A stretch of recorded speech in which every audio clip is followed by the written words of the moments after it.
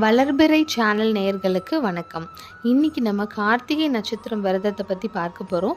இந்த மாதம் 23/2/2026 சாயங்காலம் 5:26 அடுத்த நாள் 24/2/2026 சாயங்காலம் 3:47 மணி வரைக்கும் கார்த்திகை நட்சத்திரமானது நடக்குதுங்க. வீடியோக்குள்ளே போகிறதுக்கு முன்னாடி சேனலில் மறக்காமல் லைக், ஷேர் மற்றும் சப்ஸ்கிரைப் செஞ்சுக்கோங்க. கார்த்திகை தினத்தன்று நாம் விரதம் இருப்பதால் கிடைக்கும் நன்மைகள் என்னவென்று பார்ப்போம். கார்த்திகை நட்சத்திரம் என்பது முருகப்பெருமானின் நட்சத்திரம் ஆகும். மேலும் முருகப்பெருமானுக்கு உரிய கிழமை செவ்வாய்க்கிழமை ஆகும்.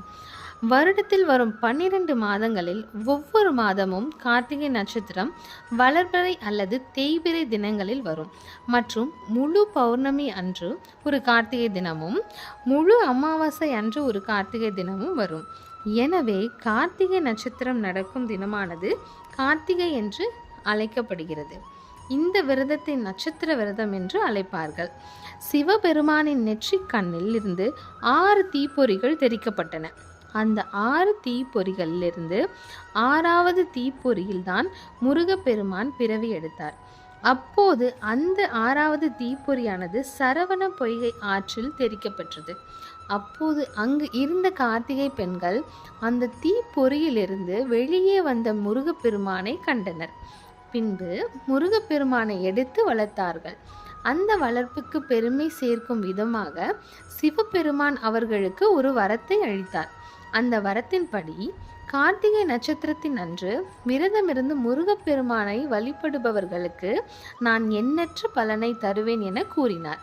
அந்த வரம் என்னவென்றால் நிறைவான அறிவு, நிலையான செல்வம், நீண்ட ஆயுள், குழந்தை பாக்கியம் நான் தருவேன் என்று வரத்தை அழைத்துவிட்டு அங்கிருந்து மறைந்தார்.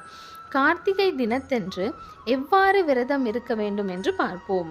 கார்த்திகை நட்சத்திரத்திற்கு முதல் நாள் பரணி நட்சத்திரம். அன்று இரவில் உணவு உண்ணாமல் இருக்க வேண்டும். பின்பு அதிகாலையில் நீராடி அருகில் உள்ள முருகன் கோவிலுக்கு சென்று முருகப்பெருமானை வழிபட வேண்டும். பின்பு கார்த்திகை நட்சத்திரம் அன்று முருகப்பெருமானின் நூல்களான கருதப்படும் கந்த சஷ்டி கவசத்தை பாராயணம் செய்ய வேண்டும். பின்பு மாலையில் வீட்டில் உள்ள முருகப்பெருமானின் திருவுருவ படத்தை அலங்கரித்து தீப தூப ஆராதனை காட்டி சர்க்கரை பொங்கல் நெய்வேத்தியமாக படைக்க வேண்டும். பின்னர் அப்பொங்கலை பிரசாதமாக உண்டு விரதத்தை நிறைவு செய்ய வேண்டும். இவ்வாறாக நாம் கார்த்திகை தினத்தன்று முருகப்பெருமானை நினைத்து விரதம் இருந்து வாழ்க்கையில் எல்லா வளமும் நலமும் பெற்று சிறப்புடன் வாழ இறைவனை பிரார்த்திக்கின்றேன்.